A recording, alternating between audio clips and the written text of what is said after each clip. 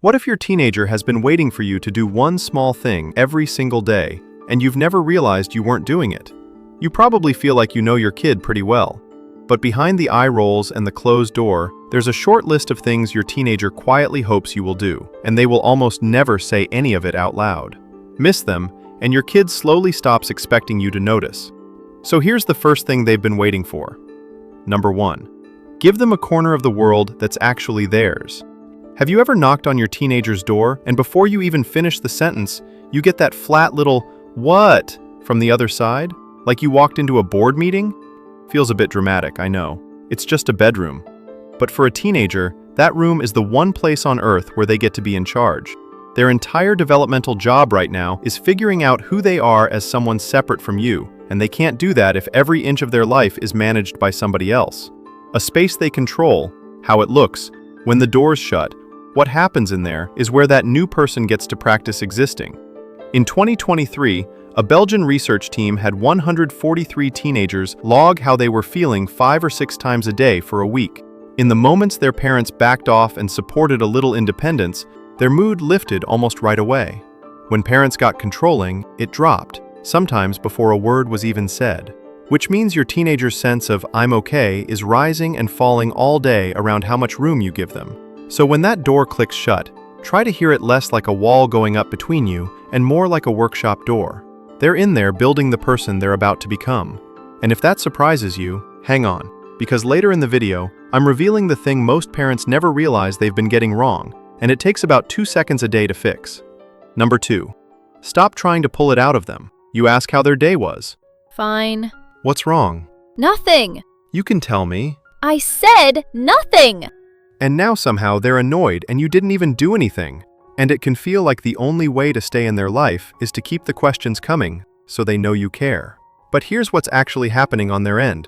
Every direct question, when they're not ready for it, lands like a knock on a door they're trying to hold shut. The harder you push, the harder they hold. Teenagers tend to open up sideways, in the car, at midnight in the kitchen, when you're busy with something else and not staring at them waiting for an answer. Back in 2000, 2 researchers, Kerr and Staten, studied over 1,000 teens and their parents, and they found something that caught a lot of people off guard. What parents actually knew about their kids' lives came almost entirely from what the kids chose to share, not from questioning or checking up. And the more controlled a teen felt, the worse they tended to be doing. Which means the stuff you want to know most is the stuff they hand you, not the stuff you dig for. So when your teenager goes quiet, they're not slamming the door on you. They're waiting to feel safe enough to let you in. Stop yanking on the handle and you slowly become the person they actually want to open it for. And hey, if your kid is starting to make a little more sense already, do me a favor and hit like and subscribe. It genuinely helps us reach more parents who want to understand their teenager instead of just managing them. Number 3. Just be in the room with them. Think about the last time you and your teenager were in the same room, not talking, not doing a thing, just both there. You on your phone, they on theirs. If you can't quite picture it lately, you're not a bad parent. It's usually the first thing that quietly disappears when life gets full. And honestly, it can feel pointless. If nobody's even talking, what's the difference? Here's the part that's easy to miss. Teenagers almost never bond face-to-face on command. They bond shoulder to shoulder, in the background, when there's zero pressure to perform a conversation. Your quiet presence says the thing words can't. I'm here. I'm not asking anything from you. And I'm not going anywhere. In 2015, sociologist Melissa Milkey and 2 of her colleagues tracked how much time parents spent with their kids. And for teenagers, the raw number of hours barely moved anything. What mattered was engaged time, the actually there kind. Which means you don't need a whole free evening. You need 10 real minutes where your kid can feel you in the room with them. Your teenager isn't holding out for some big heart-to-heart. They're waiting to feel like being near you is easy again. And speaking of small stuff that matters way more than the big gestures, there's one tiny thing you do every single day, in the first second they walk into the room, that lands harder than almost anything else on this list. But first, I want you to be honest with me. Do you knock and wait, or do you knock and open the door in the same motion?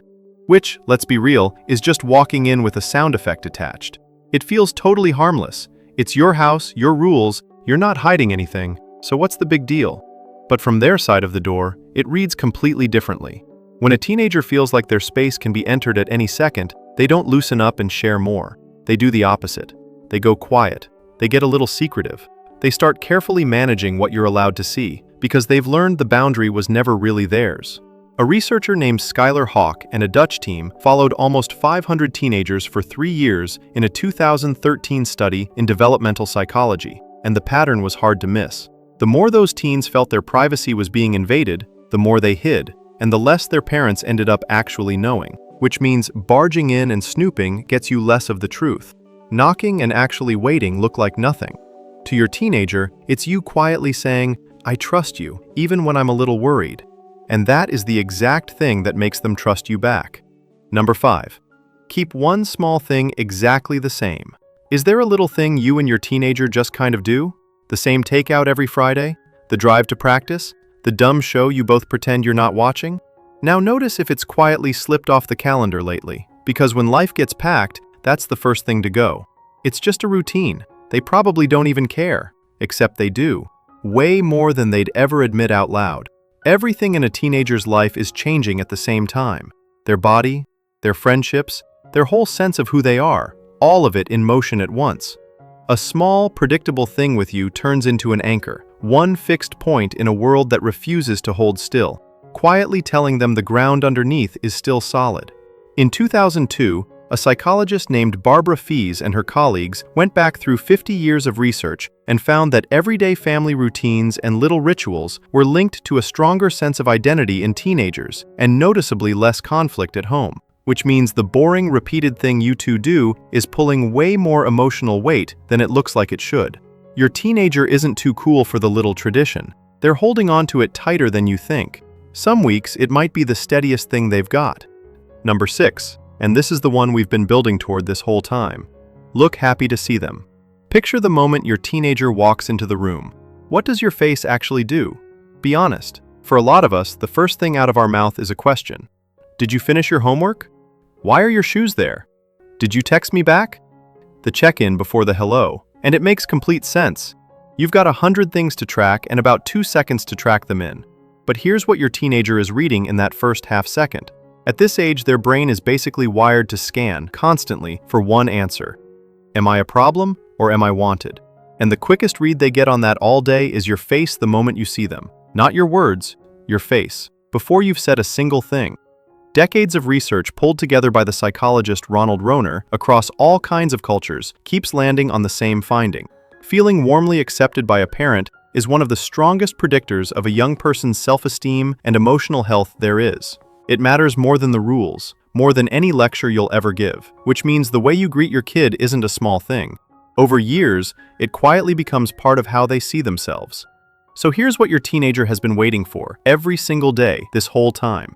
Not for you to be perfect, just for your face to light up when you see them before they've done one thing to earn it. Because to your teenager, you were never only the person who makes the rules. You're the mirror they check to find out if they're worth being glad about. Look up. Smile first. They've been waiting a long time to catch you doing it. And if you found the video helpful, give it a like and make sure you subscribe. It helps other parents find this video and understand their teenagers better.